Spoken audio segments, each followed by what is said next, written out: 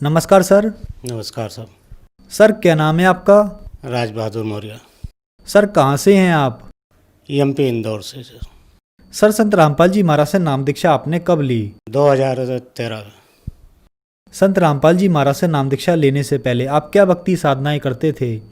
भक्ति लेने से पहले हम सोमवार उपास रखना, शनिवार उपास रखना, नवरात्रि उपास रखना, नवरात्रि में पाठ करना, ब्राह्मण को बुलाना, ये सब भक्ति करता था। ये सब भक्ति करने से हमें तो कुछ लाभ नहीं देगा बल्कि और हानि ही मिली समझ लो कि।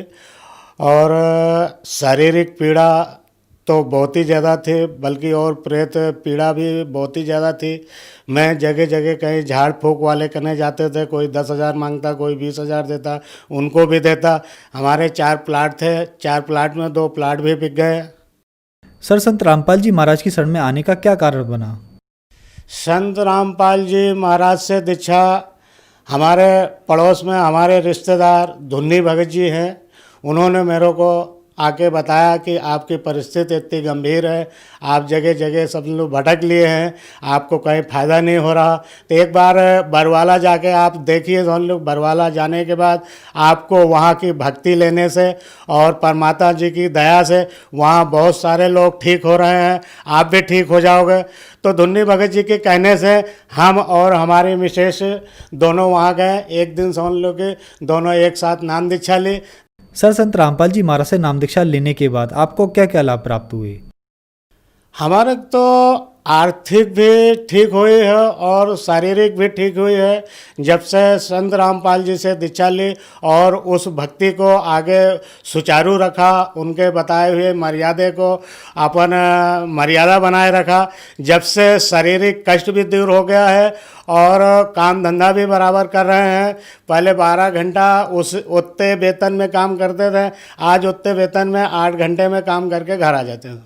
सर हमारे पास आज दवाई लाते थे, कल ठीक हो जाते थे, एक दिन काम पे जाते थे, 3 दिन बीमार रहते थे। और उसके बाद डॉक्टर ने मेरे को शुगर भी बताया गया था, शुगर भी कि बोले आपके अंदर शुगर भी हो गई है। तो हमारे घर के फैमिली हम लोग खाने पीने में परहेज करने लगे, बोले आप ये मत खाओ वो मत खाओ। मैंने कहा मैं तो सब कुछ खाऊंगा। मेरे गुरुजी का कहना है कि आप सब कुछ खाओ, भक्ति करो डट के, आपको कोई बीमारी नहीं होगा। मालिक तो हमारे ये कहते हैं कि कैंसर हो या कैंसर का बाप हो, कैंसर भाग जाएगा। जब कैंसर जैसे बीमारी भाग जाएगी तो ये शुगर कौन सी चीज़ है, शुगर तो ऐसे ही भाग जाएगी। और वास्तव में मालिक के वचन खरे उतरे। संत रामपाल महाराज जी की कृपा से शुगर भी हमारी ठीक हो गई और शारीरिक जो कष्ट था वो भी ठीक हो गई। और हमारे भगतमती जी की इतनी हालत ख़राब थी कि कमजोरी इतनी थी कि उनके घुटने भी बेकार हो गए थे, घुटने भी उनके सही हो गए। और बवासीर भी थी हमारे भगतमती को, उनके बवासीर भी संत रामपाल जी के आशीर्वाद मात्र से उनके बवासीर भी ठीक हो गए। सर जो श्रद्धालु आज आपको देख रहे हैं, आप उन्हें क्या संदेश देना चाहेंगे? सर मैं संदेश देने योग्य तो नहीं है। मैं हाथ जोड़ के सभी भक्त भाई बहनों से निवेदन करना चाहता हूँ कि मानुष तन बार बार नहीं मिलेगा, ये मानुष तन बड़े भाग से मिलता है। और मानुष तन गलती से कभी मिल भी गया तो सद्गुरु नहीं रहेगा। सद्गुरु आज विश्व में संत रामपाल जी के रूप में विराजमान हैं और सभी से हाथ जोड़ के करवत निवेदन करता हूँ कि आप अपने जीवन को उद्धार करें और संत रामपाल जी महाराज से दीक्षा लें। संत रामपाल जी महाराज से नाम दीक्षा कैसे ली जा सकती है? सर संत रामपाल जी महाराज से दीक्षा लेना महाराज जी ने बहुत सरल कर रखा है। बहुत सारे चैनल 10-12 दर्जनों चैनल पे सत्संग आता है। सत्संग पे नीचे नंबरों की एक पट्टी चलती है, उस पर नंबर दिए गए हैं।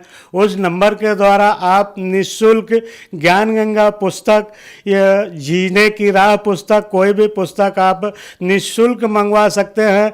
पुस्तक पढ़ के ज्ञान समझिए और सत्संग टीवी पे आता, आप सत्संग सुनिए, आपको ज्ञान समझ में में आता है तो आप संत रामपाल जी से आप नामदान ले सकते हैं। नामदान कैसे लेंगे?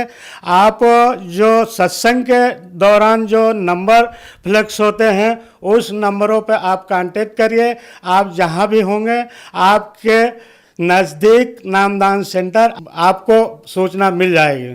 आप वहाँ संपर्क करके आप नामदान ले सकते हैं। धन्यवाद सर। धन्यवाद।